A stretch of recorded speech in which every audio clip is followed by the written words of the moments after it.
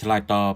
ទៅនឹងពាក្យចចាមអារាមថាខ្លួនបានបាត់បង់ជីវិតនៅក្នុងភ្នក់សង្គ្រាមជាមួយនឹងអ៊ីរ៉ង់លោក Benjamin Netanyahu នាយករដ្ឋមន្ត្រីអ៊ីស្រាអែលបានចេញវីដេអូថ្មីមួយនៅក្នុងហាងកាហ្វេដោយបញ្ជាក់ក៏ដូចជាច្រានចោលនៅពាក្យចចាមអារាមទាំងនោះហើយលោកនាយករដ្ឋមន្ត្រីអ៊ីស្រាអែល Benjamin Netanyahu បានបញ្ចេញវីដេអូថ្មីមួយដើម្បីទាត់ចោលរាល់ពាក្យចចាមអារាមតាមបណ្ដាញសង្គមដែលបានផ្សព្វផ្សាយថាលោកបានបាត់បង់ជីវិតនិងត្រូវបានគេសម្លាប់នៅក្នុងការវាយប្រហាររបស់អ៊ីរ៉ង់តាមការចេញផ្សាយរបស់ Times of Israel កាលពីថ្ងៃទី15ខែមីនាឆ្នាំ2026នៅក្នុងអំឡុងពេលដែលកំពុងតែកម្មង់កាហ្វេនៅហាងមួយកន្លែងលោកនេតានយ៉ាហ៊ូបានពោលពាក្យបែបលេងសើចថាខ្ញុំស្លាប់មែន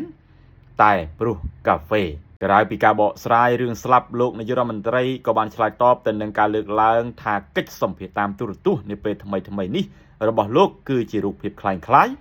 ដែលបង្កើតឡើងដោយបច្ចេកវិទ្យា AI ហើយនៅក្នុងវីដេអូនោះដៃលោកម្ខាងមានម្រាមរហូតដល់ទៅ6ឯណោះដើម្បីបញ្ជាក់ពីការពិតលោកក៏បានលើកដៃទាំងពីរបង្ហាញទៅកាន់កាមេរ៉ាដើម្បីឲ្យគ្រប់គ្នាបានឃើញ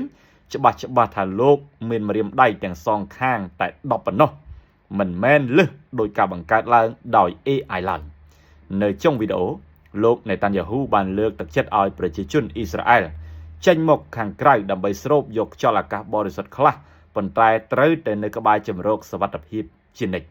លោកក៏បានសន្យាដែរថារដ្ឋាភិបាលនឹងព្យាយាមដកចេញនៅរាល់ការរដ្ឋបិទផ្សេងឲ្យបានច្រើនបំផុតតាមដែលអាចធ្វើទៅបានដើម្បីឲ្យជីវភាពរស់នៅរបស់ប្រជាជន